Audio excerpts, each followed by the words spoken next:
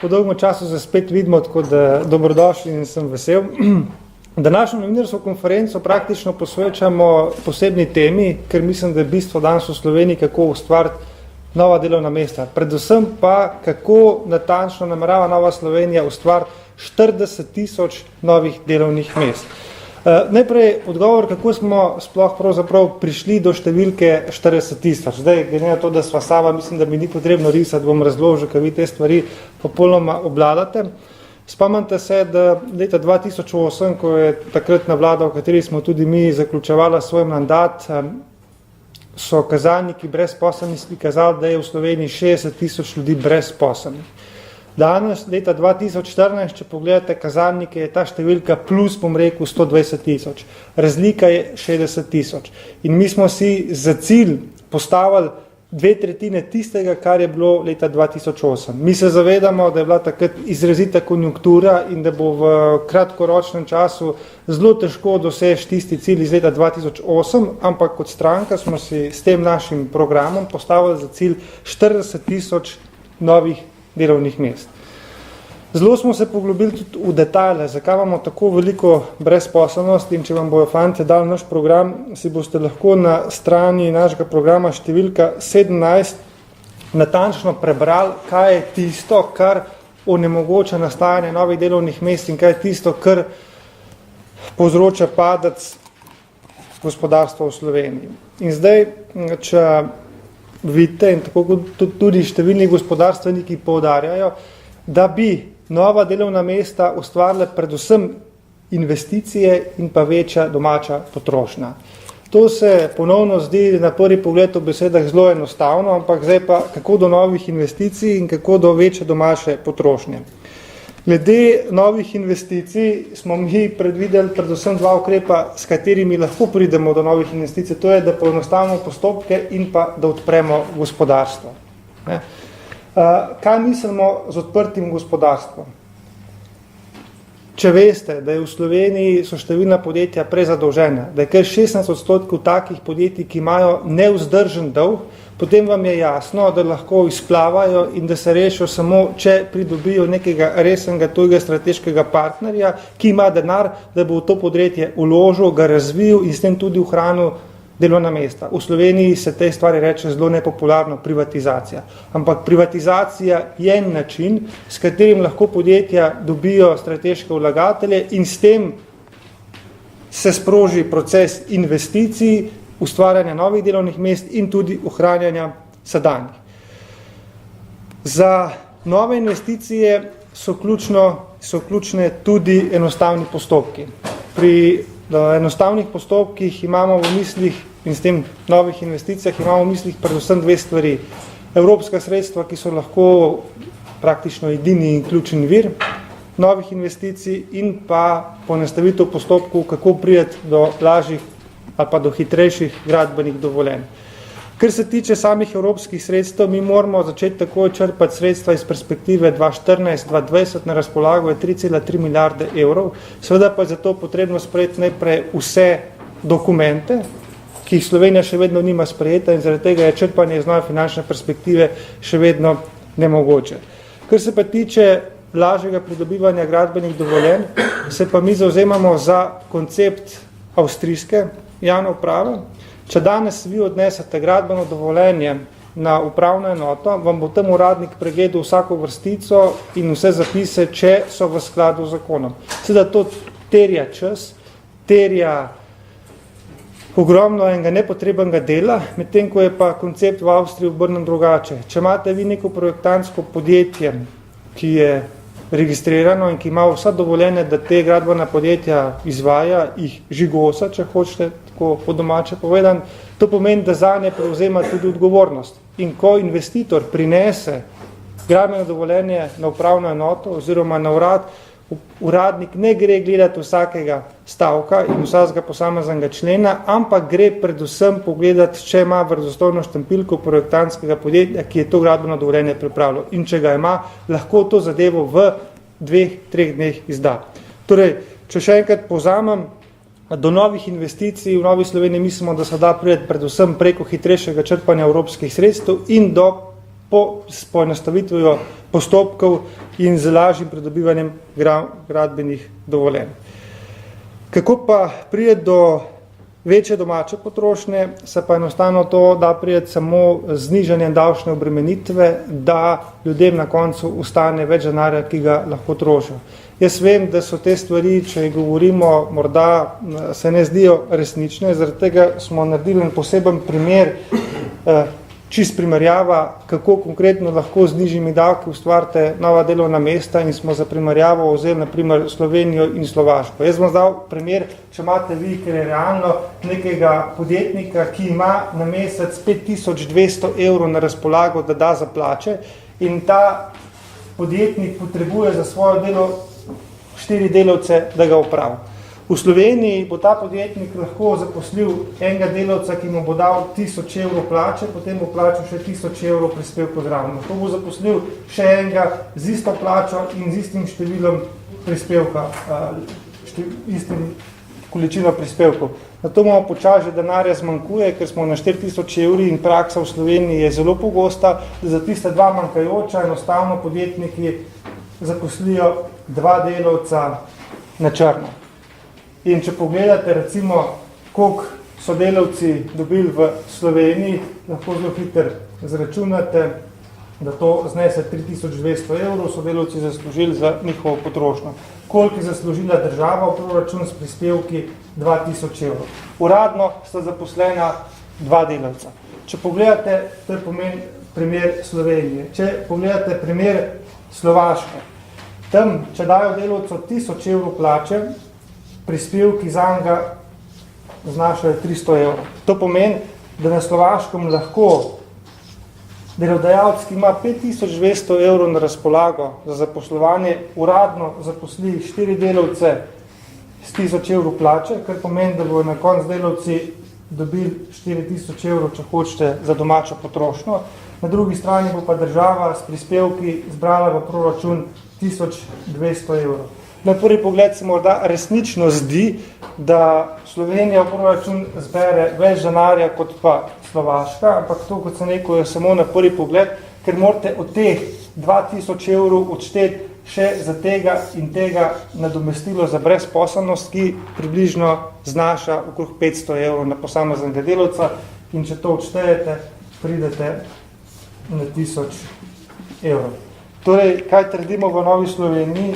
V Novi Sloveniji trdimo, da se z nižjim davčnim premenom in pa z nižjimi davki da ustvariti več delovnih mest in da se zavedamo, da vsak zaposlen pomeni dvakratno korist za državo. Prvič, ta zaposlen vplačuje prispevke v državno blagajno in drugič, državi ni potrebno plačevati raznih socialnih nadomestil in podpor za tega delavca.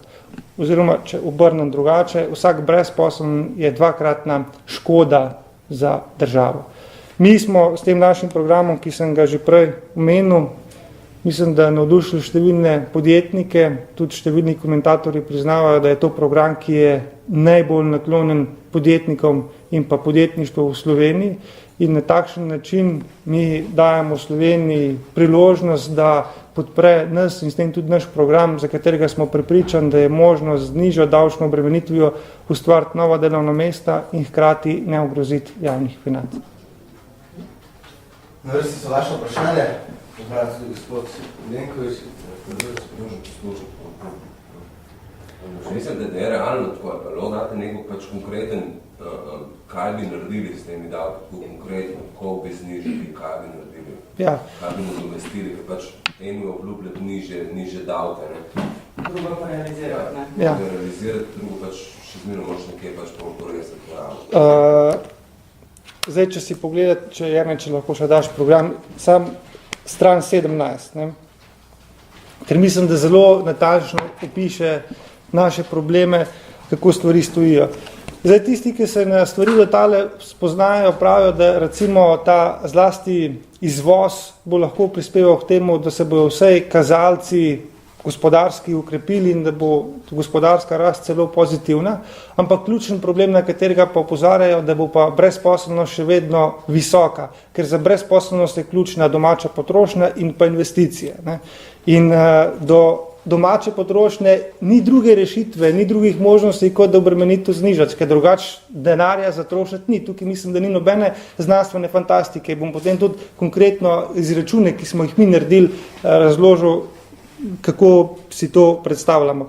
Kar se pa tiče investicij, nam je pa tudi jasno, da velikih državnih investicij ne bo, ker država za to nima denarja in je zato iluzorno govoriti o drugem tiru, o tretji razvojni osi, pod pogojem, da gremo v zasebno partnerstvo in da se te projekti gradijo tako, kot so se gradile avtoceste na Hrvaškem, torej da dobimo nekega investitorja, ki bo to za nas gradil, potem bo pa 30 let na ta račun služil, pa bo potem država to odkupila nazaj ali pa bo prišlo v njeno last. Zato za spodbudo investicij večjih državnih projektov strani proračuna ni možno financirati in edino, kar nam je na razpolago, je to, da čim bolj pospešimo črpanje evropskih sredstev. Veste, da imamo težavo, da se zla zgodi, da vse 500 milijonov evrov iz stare finančne perspektive ne bomo počrpali zaradi tega, ker smo preveč togi, da iz nove niti še nismo začeli črpati, ker nismo sprejeli vseh dokumentov in to je denar, ki nam je neposredno na razpolago in ga ne potegnemo. 3,3 milijarde je tega denarja. In druga stvar, ker so pa postopki tisti, ki imajo idejo, ki imajo zamisel preveč zakomplicirani, zbirokratizirani in nam ljudje vhajajo čez mejo, medtem ko mi odkrivamo toplo vodo, bi to toplo vodo lahko samo vzeli v Avstrijo in jo prenesli sem. To je glede investicij, mislim, da tukaj smo si vsi jasni, kako in kaj. Glede samih davkov, tukaj sem samo konkreten primer razložil, kaj recimo pomeni v Sloveniji za delodajalca, ki ima 5200 evrov, pa potrebuje 4 delavce, kaj to pomeni za državo, kaj pomeni za delavce in kaj to pomeni na Slovaškem, razlika je očitna. Mi smo tista poslanska skupina, ki smo hodili vsak mesec po terenu in smo se približno s 5 do 7 podjetji na dan srečali in tam smo bili večkrat opozorjeni. So rekli, lejte, jaz bi z veseljem, vam lahko konkreten primer povem enega vrtnarja, ki ima 2 zaposlena, pa bi rekel, da bi z veseljem še ta tretjega zaposlil, ampak je problem rekel, ker za 500 evrov noben noče delati. Jaz vsak bi hotel imeti 900 do 1000 evrov plače, ampak za tazga človeka moram pa potem jaz plačati 1000 evrov na razpolago, moje zmožnosti so pa samo 1500 evrov. In ker so davki tako visoki, država nič ne dobi, tako bi pa lahko samo nekaj, vse nekaj potegnilo. Zdaj, jaz upam, da bo ta primer nazoren. Potem smo se pa mi še malo poigrali v naši skupini za pripravo gospodarskega programa, kaj bi to pomenili. Naprimer, konkretno, če bi vsakmu zaposlenemu, danes v Sloveniji je po podatkih, mislim, da statističnega urada 780 tisoč zaposlenih, če bi poskušali z različnimi razbremenitvami, od dohodnine do nižjega DDV-ja in drugimi davki doseči to, da bi vsakmu zaposlenemu ostalo v blagajni v njegovi denarnici 100 evrov več denarja. To ni iracionalno, je nek racionalen predlog, tam nekje to. Kaj to pomeni za državo? Za državo, če to vi množite, dobite do 78 milijonov evrov na mesec primanjkljaja, letno je to okrog, mislim, ne me za besedo držati, ampak 950 milijonov, ne na mesec, na leto. Če to pomnožite 78 milijonov krat 12, dobite tam nekje 950 milijonov, ker je skoraj 1 milijarda evrov primanjkljaja. Kje je zdaj ta denar dobiti nazaj noter? Mi smo šli tako.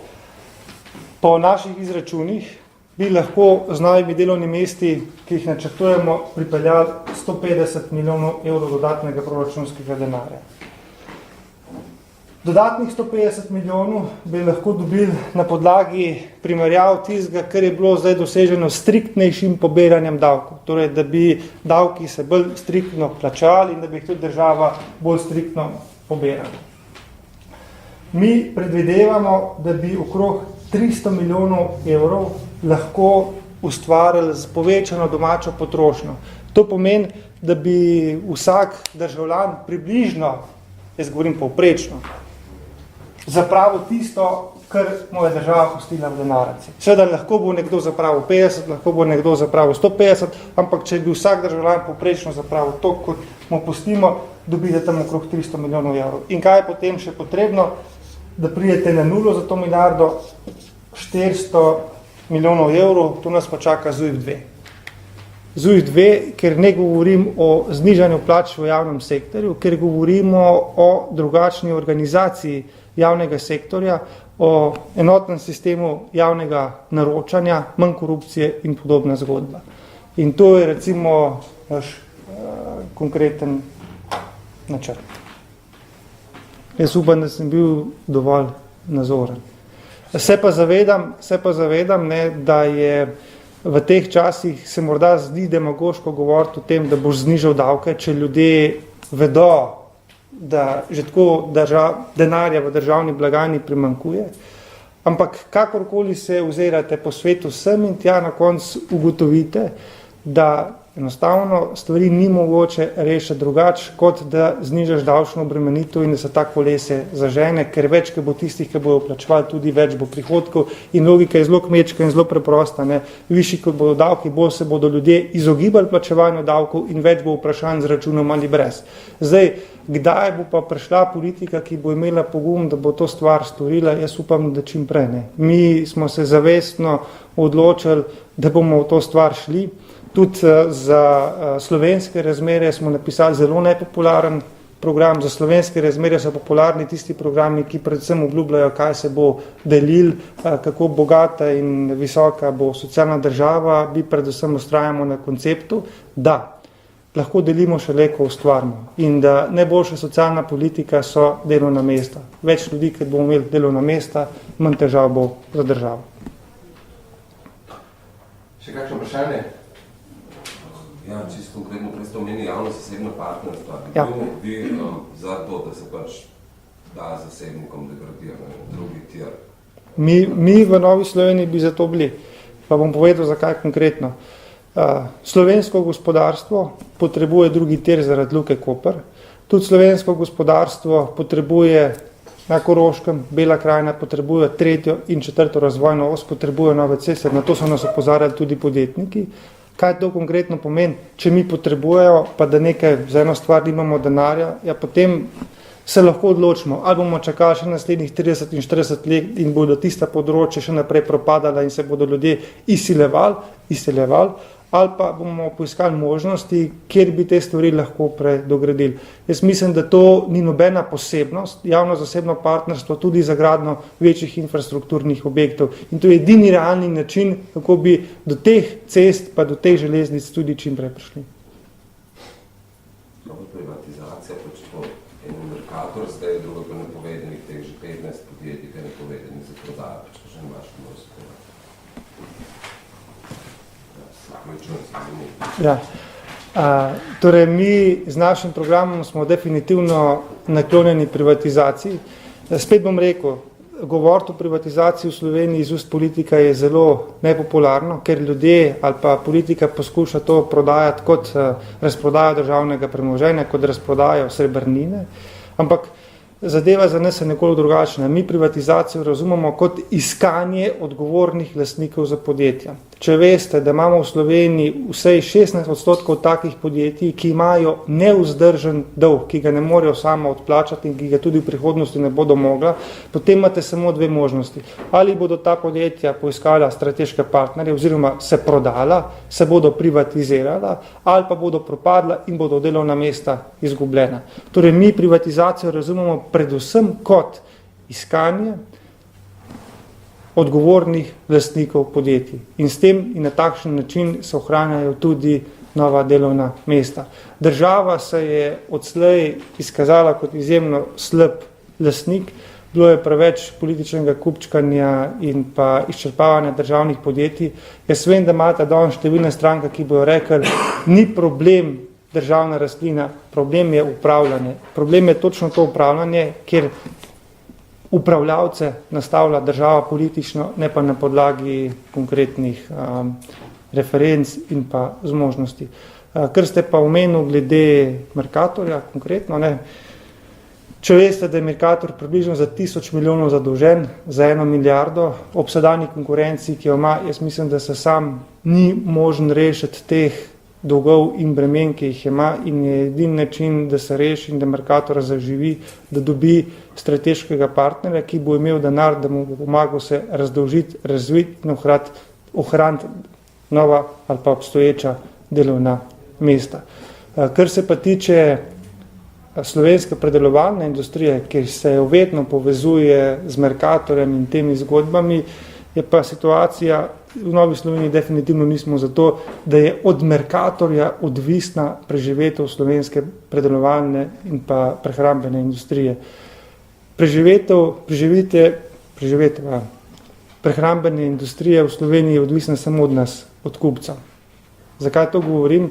Zaradi tega, ker tudi tuje trgovske verige bodo prodajale tiste izdelke, ki jih bodo kupovali slovenski kupci. Tudi tujim trgovskim verigam gre za dobiček in dobiček bojo ustvarjali tako, da bodo prodajali stvari. In če bomo mi, kupci, zahtevali slovenske proizvode tudi v tujih trgovskih verigah, jih bojo te kupci, jih bojo te prodajalci uvrstili na svoje police.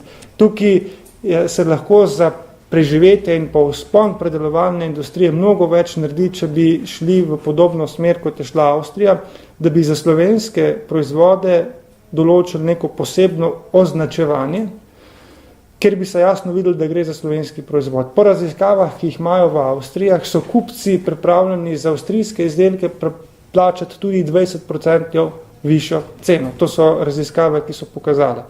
In zato je še enkrat praham, da slovenske predelovalne prehrambene industrije ne bo rešil Mercator, ampak jo lahko rešimo samo kupci, če bomo te izdelke tudi zahtevali. Država pa lahko veliko naredi pri neki skupni akciji in organizirani akciji promocije teh slovenskih izdelkov. Tukaj bi jaz mogoče dodala, ravno zdaj smo prejšnji teden, so bile podane številke, koliko je potrošnja odpada pravzaprav ravno na slovenske izdelke, za celih 10%, tako fiksnih, ker so dražji. Zdaj tuji trgovci te stvari prodajajo nekoliko dražji, kot recimo Mercator. Imate mogoče kakšne ideje, kako bi tukaj, ko govorimo o spodbujanju potrošnje, se zadnji. Ne mi zamer, če se preveč zgledujem po Avstrijcih, ampak tam se mi zdi, da določene stvari funkcionirajo. Jaz mislim, da se navdušati nas, ljudi, državljane za naše izdelke da samo s promocijo, da promoviramo kvaliteto, da promoviramo, da je pametno tudi zaradi slovenskega gospodarstva te naše izdelke kupovati, to je edini način. Seveda pa so stvari, da imamo segment ljudi, ki se enostavno ne more privoščati takšnih in drugačnih izdelkov in bo vedno iskal najcenejše. Tukaj je zadeva jasna, ampak tisti, ki se lahko privošči, da plača kakšen evro več za slovenski proizvod, bi jaz mislim, da bi ga se s tako promocijo dal nagovoriti. Ker mi imamo lahko Mercator, ampak tudi če bojo v Mercatorju sami slovenski proizvodi, pa če tam ne bo ljudi, ki bi to stvar kupovali, potem nam tudi to ne pomaga.